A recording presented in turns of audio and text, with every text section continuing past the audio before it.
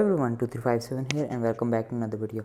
In today's video I am going to be showcasing this guardian farm that uses trapdoor trident killers to get a fast kill time. I need to make some clarifications about these trapdoor TKs.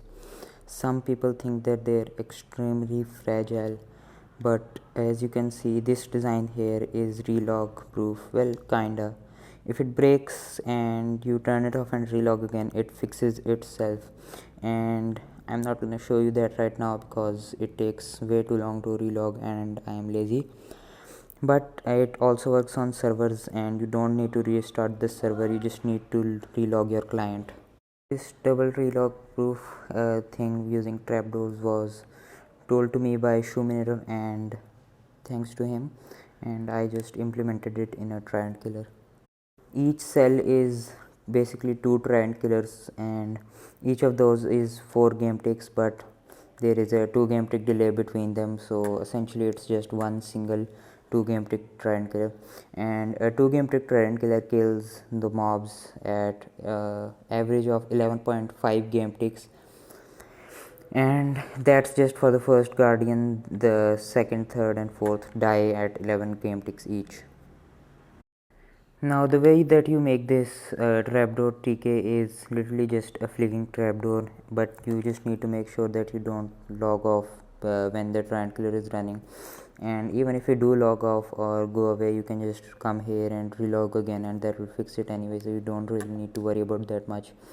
The thing that you do need to worry about while making the guardian farm is that the hinge needs to be in the south or the east, otherwise the trident killer will break and yeah, the trident will go into floating state. So just make sure that the hinge is in the south or the east. Another thing that you need to make sure about while making this guardian farm is that this water stream I am looking at here curves, and if it's straight then XP rod will actually get stuck against this end rod and you don't really want that. Another thing is this bubble column, it's just here so that the guardians don't go down out of range of these tridents. You can actually use repeaters and something like that over here, but I just went with bubble columns. And the final thing you need to keep in mind while making this guardian farm is that this end rod should not be facing into where the guardians spawn. You can actually have that facing the guardians, but only when the end rod is on the south or the east.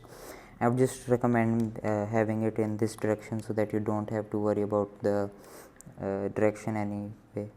Now where to build the cells? Well, you can watch other videos on YouTube on how to find the HSS, and for the water streams you can really just make them any way you want. Just don't make something like this is a mess. Blame happyking for that. As for the rates of this guardian farm, right now it makes around 49.5k items per hour, but after the new cap changes in 1.17.40 it makes around 78k items per hour, but I haven't tested that for very long, but it's around that much. And I forgot to mention that there's only one trident on each of these trapdoors because, well, guardians are weird. They just don't follow any rules at all. And if you have multiple tridents updating at the same time, they all hit the same guardian, unlike other mobs. And I don't know why that happens, but it just happens. Even though this guardian farm is pretty close to maxed out, you can still make the argument that it's not a 1 game tick TK, so there is room for improvement. Well, this is a 1 game tick TK, and the way this works is that the pistons update the tridents on a C tick and the trapdoors update the tridents on a P tick, and that way we can get a trident updating on all ticks and thus create a 1 game tick trident killer. But the issue with the 1 game tick trident killer is that the rates are pretty much the same as a 2 game tick trident killer. It's just that the first guardian that spawns in the pack dies on average 0.5 game ticks faster, so it's pretty useless. I mean, it could be made for flexing, but I don't know what you would use it for. And this cell is much simpler and easier to build anyway with same rates. And that's it for this video. I hope you all enjoyed and found the guardian farm useful. And if you're interested in learning more about the new cap changes, I would recommend that you check out the channel that's in the description. In a while I'll be uploading a video there about the new cap changes and how they affect mob farms.